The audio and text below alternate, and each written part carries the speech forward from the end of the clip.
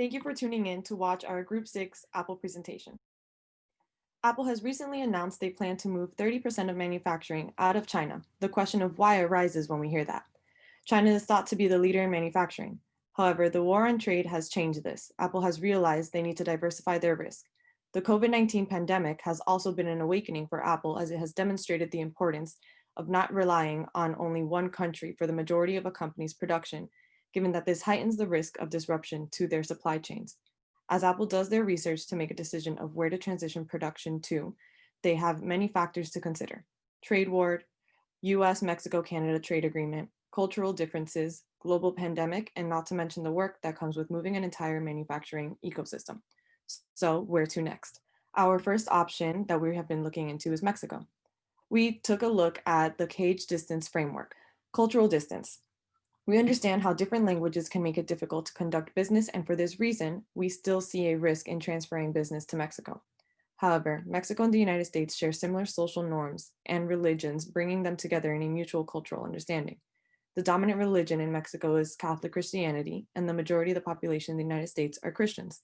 Like the United States, Mexico is a socially responsible country following ethical manufacturing practices. Administrative distance. For this, we found pros and cons. Our pros focusing on government policies, we recall that recently Mexico joined NAFTA 2.0, forming the United States-Mexico-Canada trade agreement. This free trade agreement increases environmental and working regulations, as well as provides updated intellectual property protections. Some of our cons are corrupt administration, security spending, and the president of Mexico. About 2/3 of businesses claim that they face corruption daily, and it is a natural part of their operations. Businesses in Mexico face a high corruption risk in dealing with the judicial system as well. If a business is looking for a favorable outcome involving a judicial decision, a bribe or irregular payment must often be paid. The current president of Mexico seems to care little about international market norms. Lopez Obrador typically turns to others to make investment decisions, these others being a small representation of the voters, who are mainly the small elite class. Geographic distance. The proximity between Mexico and the United States is far closer than China and the United States. This close proximity can be quite beneficial, enabling the company to reduce costs and improve efficiency. Mexico and the United States, for the most part, are on the same work schedule and in closer proximity. Managing employees in different time zones may represent a problem, as it is increasingly difficult to coordinate schedules. However, this would not be an obstacle if manufacturing were to be moved to Mexico. Economic distance. Mexico and the United States are economically distant. However, this distance makes Mexico a favorable location for Apple's manufacturing due to the low cost of labor. China's manufacturing labor costs are on the rise while Mexico's are stable. While a transition from China to Mexico will be tedious, there seems to be a cost benefit in the long run for Apple.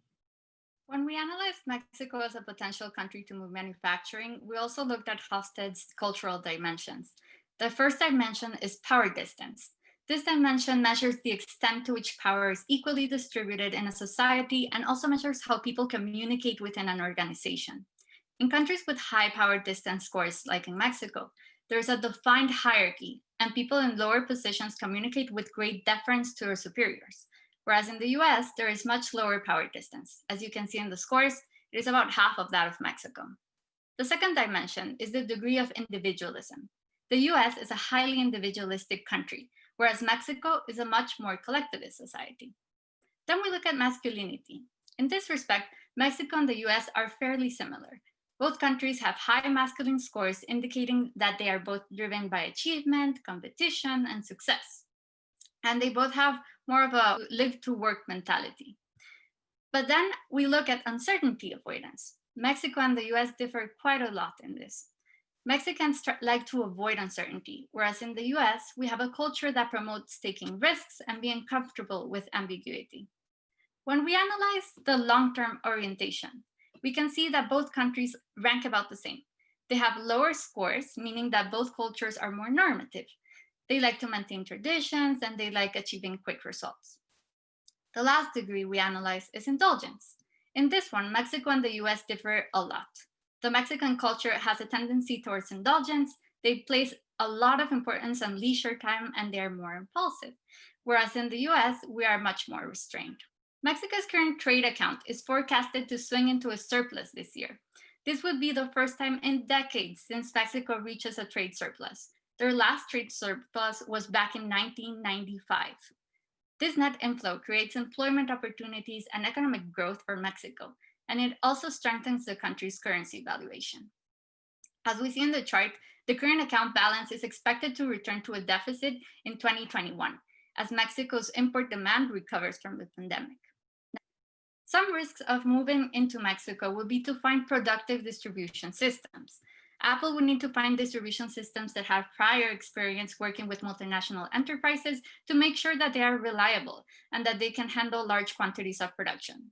Another important factor to consider is the quality of Mexico's infrastructure. Unfortunately, Mexico ranks poorly in the quality of trade and transport related infrastructure. They rank at 2.85 on a scale of 1 to 5, 1 being the worst and 5 being the best. This presents a big risk when transporting goods.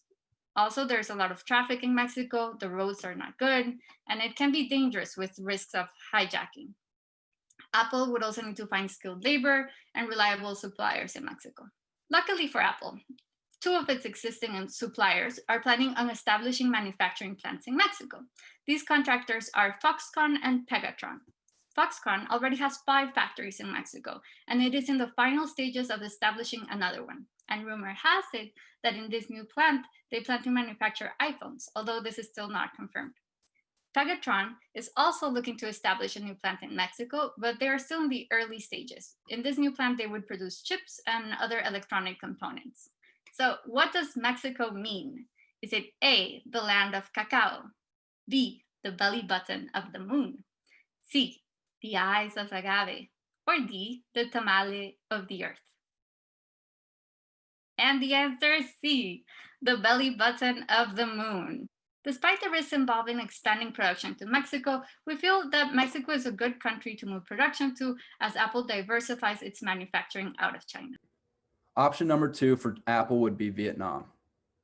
There's 3 things I would like to point out on the slide. One being the close proximity to China and how it diminishes the transferring costs of manufacturing. The current state of development in Vietnam, as you can see in Ho Chi Minh City, and Apple's partners as well as their competitors reside at Ho Chi Minh City. Apple also needs to understand the current state of economy as well in Vietnam. The monthly minimum wage of $125 to $185 compared to China's $140 to $346. The human capital and development rank are more average than China's. An economic freedom score of 58.8 takes into account the jurisdictions against each other in terms of trade freedom, tax burden, and judicial effectiveness, and the growing trend in GDP per capita, as well as the growing percent in internet users, as you can see. The GDP in 2019 was also 7% growth. Apple also needs to consider the current society of Vietnam. The current population is approximately 97 million. The labor force is approximately 60 million workers, and Vietnam is a low masculinity score, considering it a feminine society. It is laid back approach, it's easier to do business, and employees like incentives like free time. The major opportunities in Vietnam are the economic and political stability, Apple partners in supply chain management, and Apple's market penetration. Economic and political stability in Vietnam.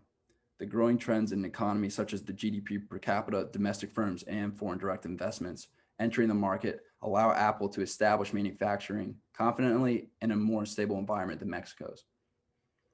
Vietnam joined the World Trade Organization back in 2007, and today Vietnam is part of 13 other free trade agreements. The European Union Vietnam Free Trade Agreement is set to take in effect the second half of 2020, and the US and Vietnam are likely to create a free trade agreement in the near future. The corporate income tax rate of 20% and labor costs are half of China's. As you can see, here is the trend of foreign direct investments in Vietnam. Apple's partners in supply chain efficiency with the country of Vietnam. Apple's partners, Western corporate Han Hay Precision Industry Company and now Pegatron, have established facilities located in the country.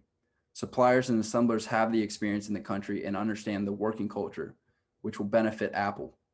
This diminishes cross-border costs for manufacturing, allowing supply chain to work faster and more efficiently. This is very important due to the ongoing pandemic of COVID-19. Partners have established Apple's products within Vietnam, so therefore the market acceptance wouldn't be an issue. Major risks in Vietnam. One of them would be communist and totalitarian government, bureaucratic barriers, and low infrastructure and unskilled labor. All of these risks are quite similar to the risks that Apple may have faced in China.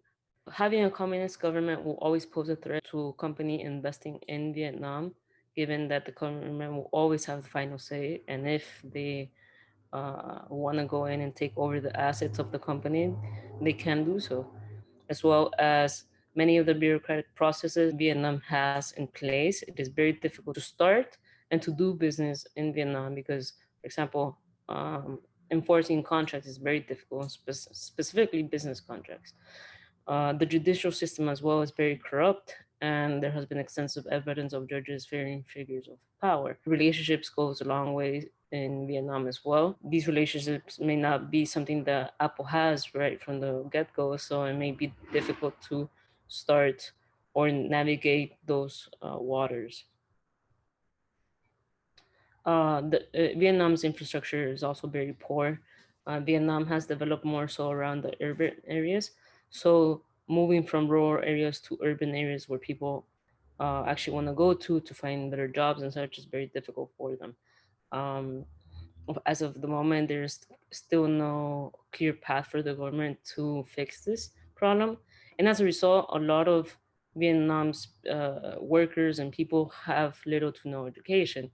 So even though Vietnam offers cheaper labor compared to China, Apple may have a hard time trying to find skilled workers that they might need for their manufacturing company.